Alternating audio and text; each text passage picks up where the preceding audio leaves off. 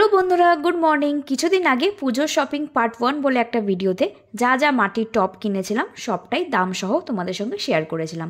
আজকের ভিডিওতে নতুন যা যা পুজোর আগে গাছ কিনেছি আর গাছের সামগ্রী কিনেছি সবটাই তোমাদেরকে দেখাবো। প্রত্যেকটা জিনিসের দামও আলাদা করে বলে দেবো। প্রত্যেকটা জিনিস আমি ব্যান্ডেলের কিশলয় নার্সারি থেকে কিনেছি। প্রথমেই দুটো রোজমেরি গাছ কিনেছি, এগুলোর দাম 70 টাকা করে পড়েছে। বেশ ভালো হেলদি বুশি গাছ, এটা আশা করি ভালো করে বাঁচিয়ে রাখতে পারবো। এরপর কিছু শীতের চারা গাছ কিনেছি। প্রথমেই ইমপেশেন্স কাটিং থেকে করা চারা গাছ 4টে কিনেছি, যেগুলোর দাম 15 টাকা করে পড়েছে। আর দুটো জায়েন্ট চন্দ্রমল্লিকা কিনেছি, এগুলো 15 টাকা করে পড়েছে।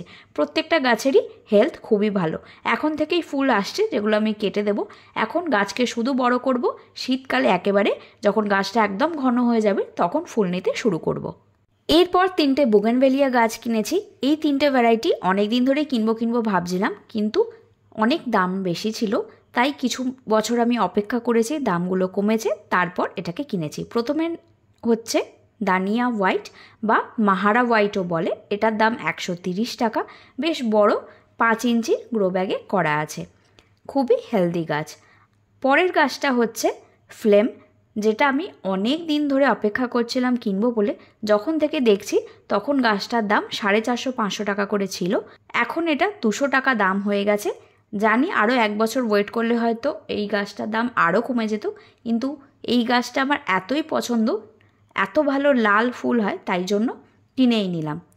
এরপর কায়াটা ভ্যারাইটিটা নিলাম, যেটার দাম 220 টাকা পড়েছে। এটা আনতে গিয়ে একটু প্রবলেম হয়েছে, দুটো ডালের মধ্যে একটা ডালের ডগার কাছটা কিছুটা ভেঙে গেছে। তবুও কিছু প্রবলেম হবে না, কারণ নিচে 2 থেকে 3টে নোডস আছে, তাই এই পোর্শনটা বাদ গেলেও নিচ থেকে আবার নতুন ডাল সহজেই চলে আসবে। তাই শীতকালেই আশা করি গাছটা একটু বড় করে নিতে পারবো, আর এই বছরই ফুলের দেখাও পেয়ে যাব। এরপর একটা অ্যাগ্লোনিমা গাছ কিনেছি, কিন্তু এই গাছটা কিনতে গিয়ে একটা গন্ডগোল আমি করেছি। এই ভ্যারাইটিটা অলরেডি আমার আছে, যেহেতু পাতার কালারগুলো একটু আলাদা, লাইটিংয়ের জন্য আমার বাড়িতে যেটা আছে আর এই গাছটার মধ্যে পার্থক্য আছে, তাই জন্য আমি ওখানে গিয়ে দেখে বুঝতে পারিনি।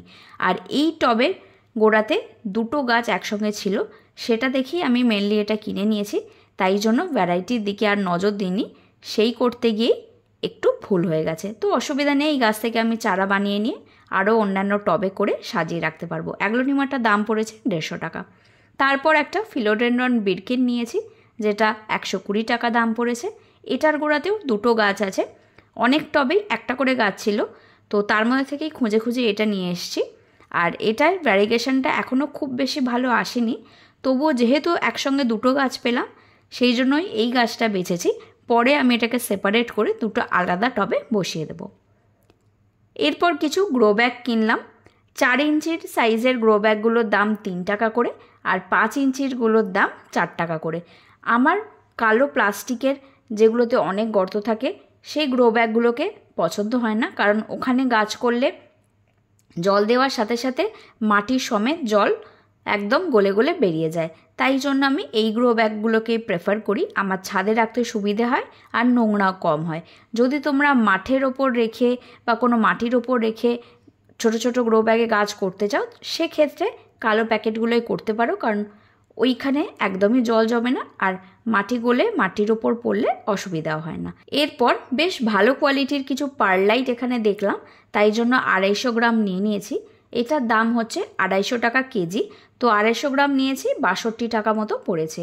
অনেক জায়গায় দেখবে পারলাইটগুলো ডাস্ট হয়ে যায়, এত বড় বড় দানার মতো থাকে না, তো এখানে দেখলাম বেশ ভালো কোয়ালিটির একদম বড় বড় দানার পারলাইট, তাই জন্য নিয়ে নিয়েছি। আর কিছু স্লো রিলিজ ফার্টিলাইজার নিলাম কুইক কোম্পানির।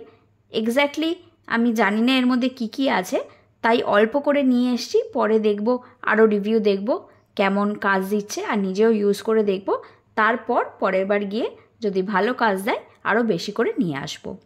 এরপর 1 কেজির কোকোপিটের একটা ব্লক কিনেছি।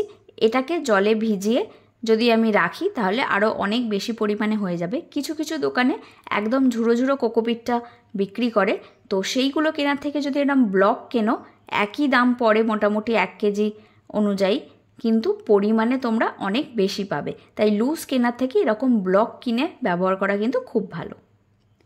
এরপর কিছুটা রাইস হাঁস কিনলাম, এটা ওজনে কিনে নিই, এমনি এই এক প্যাকেট 25 টাকা দাম নিয়েছে, তো সেটাই নিয়ে এলাম কারণ আমার ব্যাগে আর জায়গা ছিল না, পরের বার গিয়ে আরও বেশি করে নিয়ে আসবো।